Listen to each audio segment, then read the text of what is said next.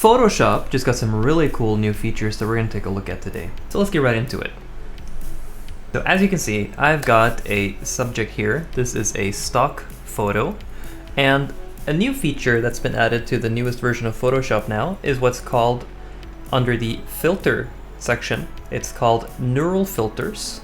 So how this works is that you have your photo and you upload it to Adobe Cloud, and they use their machine learning technology to process your image, and you can do a lot of really cool things that we sort of weren't able to do as easily before, and new stuff that wasn't possible before but has now become surprisingly easy to do with our modern day technology. The first thing you'll notice is that we got something called skin smoothing. So what this does, if we enable this here,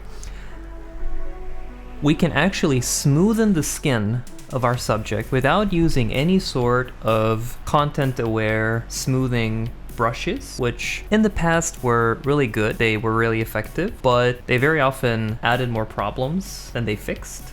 And to get a really good result, you would actually have to spend quite a long time drawing again and again and again with the brush, right? But now what you can do is we have these two sliders, blur and smoothness. So you can kind of adjust this. You can see the result you get. If I turn blur all the way up to the max, you can see the skin gets really blurred, kind of like these Chinese apps, filters in Snapchat and stuff, you know? Also work on the smoothness here of the skin. Can make it really smooth, maybe blur a tiny bit less. If I turn the blur a tiny bit up again, can definitely see a difference instantly. We can go back and see how it looked like before. So here's the before, here's the after.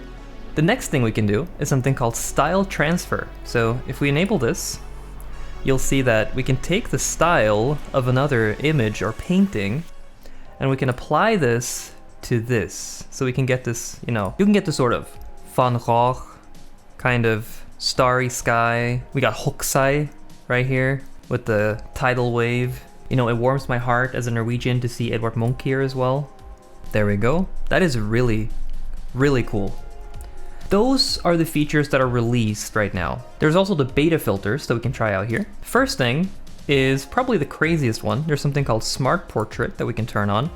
If I zoom in here a tiny bit, what you'll notice is that we can actually change the expression of our subject. Let's try happiness first of all. So if we enable all of these, you can see if I drag the happiness slider down, you can see that her face kind of changed to sort of like a frown, and that's insane. You can also go all the way down. It's even worse now.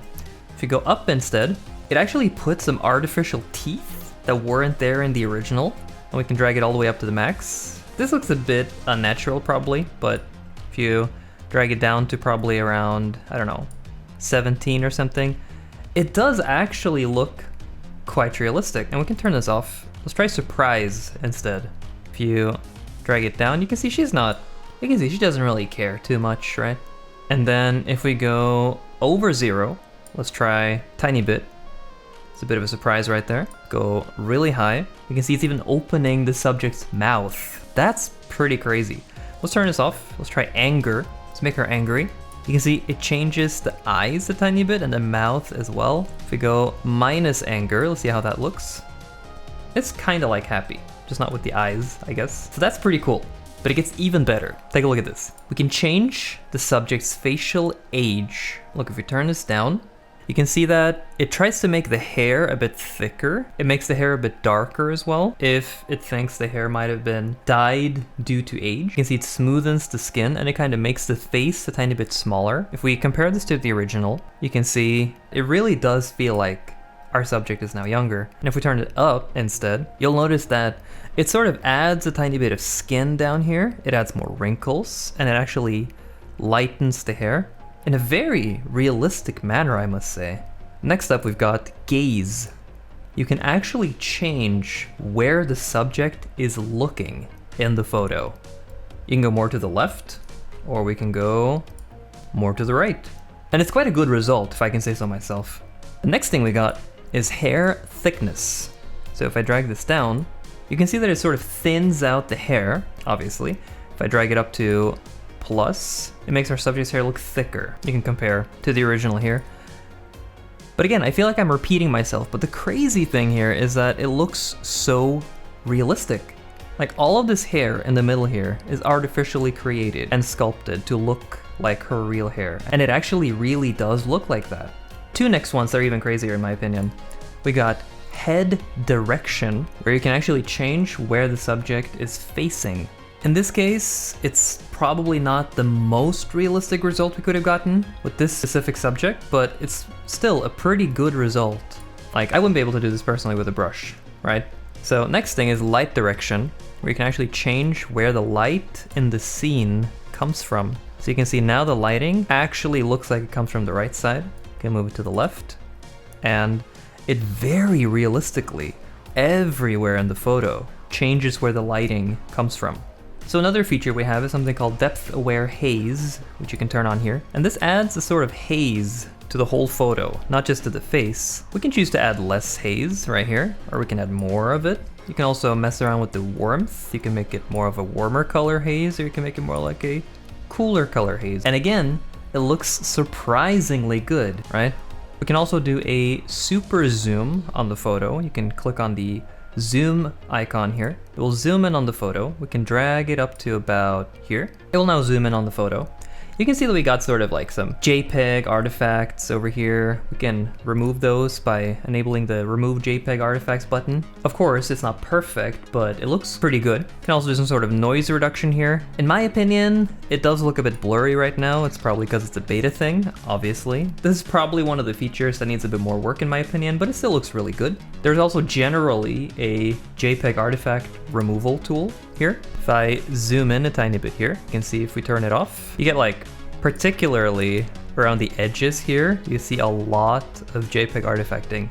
If I turn this on, you can see that it kind of smoothens out the artifacts more, so when you zoom out, you can see that there's less artifacts overall.